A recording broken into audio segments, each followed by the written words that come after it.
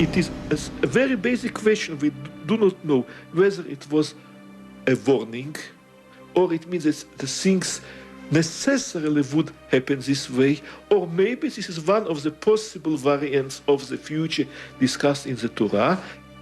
One confident code researcher, feeling that the prediction of the Rabin assassination dispelled any doubt of the code's predictions, issued a public challenge. Find the prediction of a prime minister's assassination in Moby Dick. Professor Brendan McKay is a leading figure among those opposed to the legitimacy of the Bible Code. He has done extensive research on the subject and accepted the challenge. So this prompted me to find Moby Dick and start looking for assassinations of prime ministers and other famous people, and I found quite a few. For example, I found Indira Gandhi, Leon Trotsky, Martin Luther King.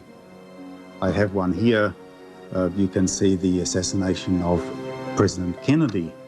In the vertical red letters, you can see the word Kennedy. Across the base, you can see the words in the plain text where it says, "He shall be killed." In the green letters, we have the phrase, "in cars," which is a very appropriate phrase to find connected with the assassination of JFK. So unfortunately, when I show pictures of codes and predictions of assassinations and other things in Moby Dick, there are a certain number of visitors to my webpage who decide that therefore Moby Dick was written by God as well as the Bible. Through his research, McKay has come to his own conclusions. It's a lot of nonsense. I guess you want a longer answer than that. Well, I've spent a very, very large amount of time studying this.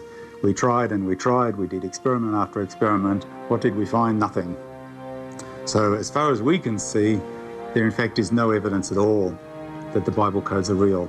And I have never heard of a single statistician, a trained PhD statistician, who believes in the Bible codes. Yet despite strong evidence to the contrary, some say that the chances of having certain words appear in distinct formations is so small that leaving it to chance is to ignore fundamental elements of statistics.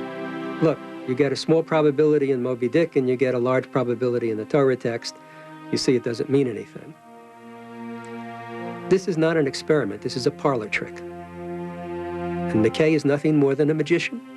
We have found so many codes that are statistically off the charts that we've already shown that there's something here that couldn't have been random. I believe that we've already come to the point where we've proven the Bible code is true. And the way we've done it is by developing very advanced matrices with sentences that exceed the possibility of chance even occurring in the universe.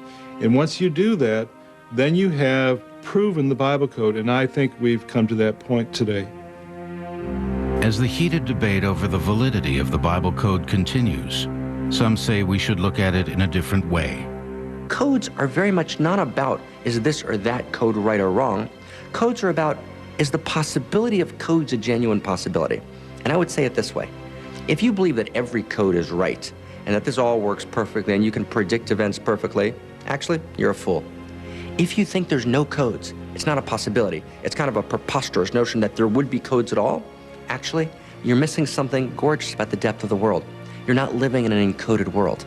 And to not live in an encoded world is actually to live in flatland. And flatland's actually not a great place to live.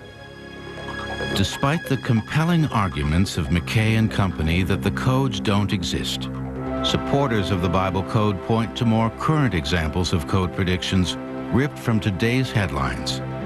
If it exists, what has the code predicted about recent events? And what does it foretell of our future?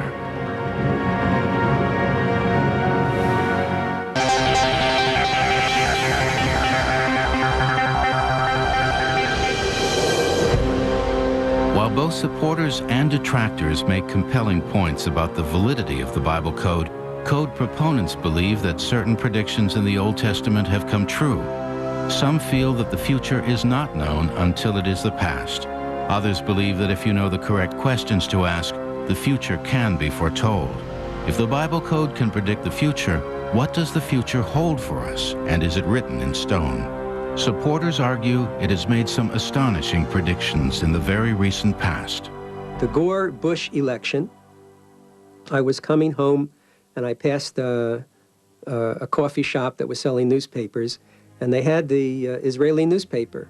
And there in the headlines, I saw how the Hebrew is spelled for Gore and for Bush, and there was the date of the election in the Hebrew month system.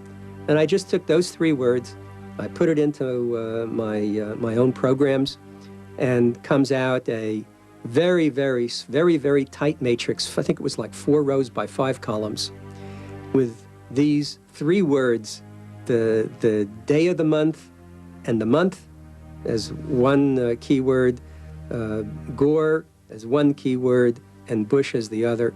And it was so compact that the probability of finding that in a monkey text population, monkey text means a population in which you have text of no codes at all, was something like 1 out of a few 100,000.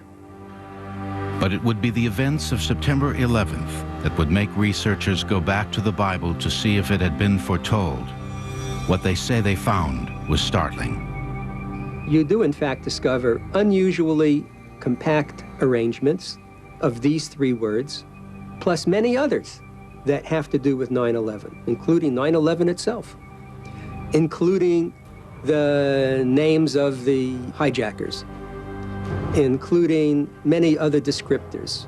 The building's falling, the building's melting, it's being destroyed, it's before everybody's eyes, and so on. And all of these occur within a very small area.